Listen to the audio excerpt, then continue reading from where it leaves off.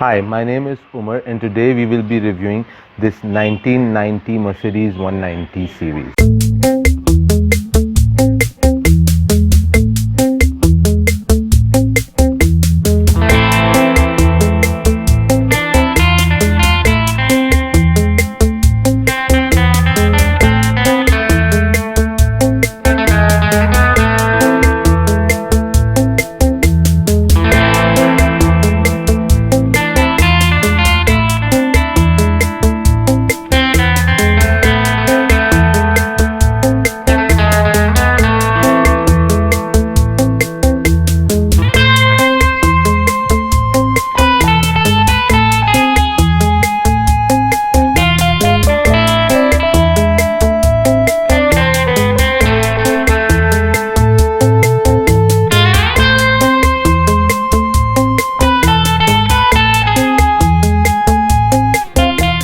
So we have our Instagram channel, which is BamWheels. You can follow us on Instagram if you want to see what cars we'll be reviewing in future.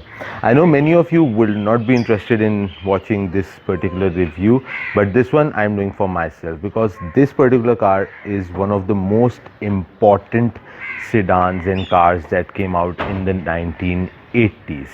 That's a personal belief. Why I say that? This is the first small compact luxury sedan that ever came out. Now before this, all the cars that were offered, they were all big, huge, chunky cars. This was the first compact luxury car that was introduced by Mercedes Benz, and the car debuted in 1982. At that time it was called affectionately as Baby Benz. The chassis code of this series is W201. Now the C class that came out in 1994 was W202. So the other cars that were going on in that time, they were all 123, 124, 126, and that was the series that was going on in the 80s. But this car was 201, which was like ahead of its time, and there was a huge thought process that was going on when this car was being developed. The success of this car is what led to initiation of C-Class Mercedes, and today the CLA, which is the compact sports sedan of Mercedes, that is also something that started because this was once the car that initiated all of that. And when this car was launched, at that time there was no small compact luxury car. BMW was trying to sell the 3 Series, Audi was stuck with the 4000 series. This was the car that started the whole change, because in the 80s the whole economy shift, the fuel saving shift, that's all that came out in the 80s, and today we have a lot of cars that started because of this car. There was a performance based car which was called 190 series Evo Forester, which was developed in Europe.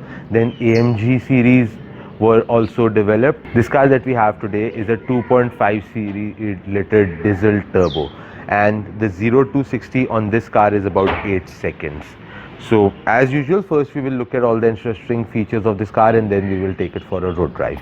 Coming to the front of the car, as you can see, the design philosophy is very similar to the S-Class of that time, which was 126, and the similar headlights, the similar grille pattern, all of it is extremely similar to the S-Class of its time. Now this is all just a little compressed, but the design and the lines and everything in the front is like the S-Class of its time. These hood ornaments need to be flexible. The reason of that is because if, God forbid, there is a hit, so this hood ornament shouldn't be the cause of injury for some pedestrian or someone hitting the car from the front, which is why these are always flexible. In order to open the hood, you pull the latch from the inside, and then this thing comes out, so you pull it to open the hood.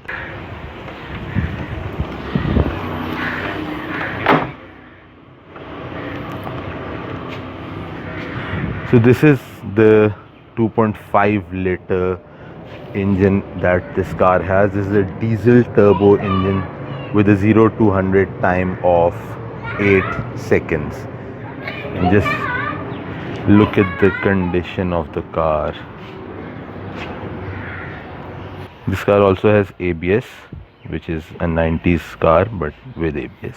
Now as you step inside the car, your interior is also all blue, just like the exterior. To match the exterior, the interior is entirely blue with the dashboard and everything. You don't have any power window buttons in the doors. They are over here in the center. You get the power window buttons, this is your antenna button, you have your door mirrors controller over here, your hazard button, this is the child lock, automatic gearbox. Over here you have your lights dimmer, the light controls. This is your indicator and wiper control over here. Your key, just like an old Mercedes, this is the key design, and the key is what you put in over here. Instrument cluster, you have your clock, RPM meter, odometer, trip meter, speedometer, fuel, temperature, oil levels. In the center you have your manual climate control and aftermarket music player. This is your ashtray, and this is your entire side thing with the handbrake and everything. You have this armrest, and again this armrest is connected to this passenger seat, not the driver's seat. So if the passenger seat is taken forward and back, the armrest goes with it. Your gloves compartment is over here. It opens up like this, and to open your hood, this is to release the hood on the very far end. Okay, so this side you do have a vanity mirror, but you don't have a vanity mirror on the passenger side. You have your lights, so this is like on the door, off, reading, and on. I think this one doesn't work anymore. This is where your seat belt sign comes on when you start the car, and all the warning and everything. These are the lights that you get for all the warnings and everything like that. The car still smells great, and the material, like even after so many years, almost 30 years, check the material, it's all looking so sharp. Okay, so now I'm sitting at the back of this car. This portion has like this plastic thing on both the seats, so when you're pressed with your legs, they don't hit the front passenger. Your front headrest adjusts like this as well, and so do your rear ones. So it's really comfortable. Leg space is okay. You don't have a lot of leg space, but it's okay. I'm not tight as well. The headspace is also very nice. You have one armrest that you can take out, and the seating gets more comfortable. 3